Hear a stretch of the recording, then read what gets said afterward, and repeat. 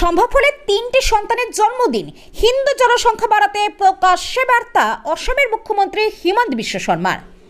দেশের জনসংখ্যা ভারসাম্য নিয়ে এবার প্রকাশ্যে বড়সড় মন্তব্য করলেন অসমের মুখ্যমন্ত্রী হিমন্ত বিশ্ব শর্মা। হিন্দু সম্প্রদায়ের উদ্দেশ্যে সরাসরি বার্তা দিয়ে তিনি বলেন, এক সন্তানে থামবেন না, সম্ভব হলে 2, এমনকি 3টি সন্তানের জন্মদিন। এই মন্তব্য ঘিরে দেশ জুড়ে শুরু হয়েছে রাজনৈতিক ও সামাজিক বিতর্ক। মুখ্যমন্ত্রী হিমন্ত বিশ্ব শর্মার দাবি, রাজ্যের বিভিন্ন অঞ্চলে হিন্দু জনসংখ্যার বৃদ্ধির হার কমছে, যা ভবিষ্যতে সামাজিক ভারসাম্যের ক্ষেত্রে বড় সমস্যা তৈরি হতে পারে।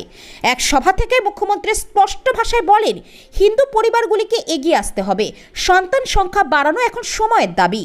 তিনি আরও জানান, কিছু সম্প্রদায়ের মধ্যে জন্মহার বেশি থাকলেও হিন্দু সমাজে সেই হার কমে যাচ্ছে, যা দীর্ঘমেয়াদে জনসংখ্যাগত ভারসাম্য নষ্ট করতে পারে। সেই কারণেই তিনি হিন্দু দম্পতিকে এক সন্তানে সীমাবদ্ধ না থাকার আহ্বান জানান। এদিন মুখ্যমন্ত্রী শুধু হিন্দু সম্প্রদায়ের কথাই বলেননি, তিনি অন্য সম্প্রদায়ের উদ্দেশ্যেও বার্তা দিয়ে বলেন, অতিরিক্ত সন্তান জন্ম দেওয়া থেকে বিরত থাকা উচিত। এই মন্তব্যের পরে রাজনৈতিক মহলে শুরু হচ্ছে তীব্র প্রতিক্রিয়া। কেউ একে ব্যক্তিগত মতামত বলছেন, কেউ আবার একে সরাসরি জনসংখ্যার রাজনীতির অংশ বলে কটাক্ষ করছেন। তবে মুখ্যমন্ত্রী হিমন্ত বিশ্ব শর্মা নিজের অবস্থানে অনড়।